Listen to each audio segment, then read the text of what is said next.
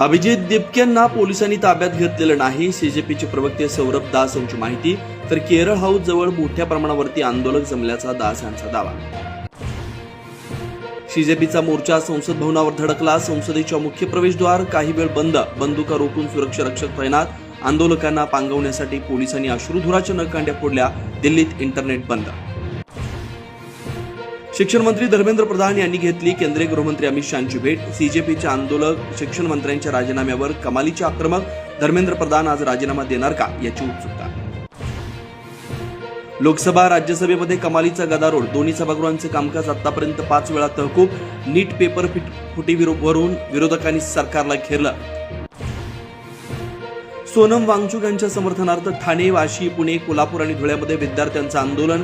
शिक्षण मंत्री धर्मेंद्र प्रधान यांच्या राजीनाम्याची मागणी.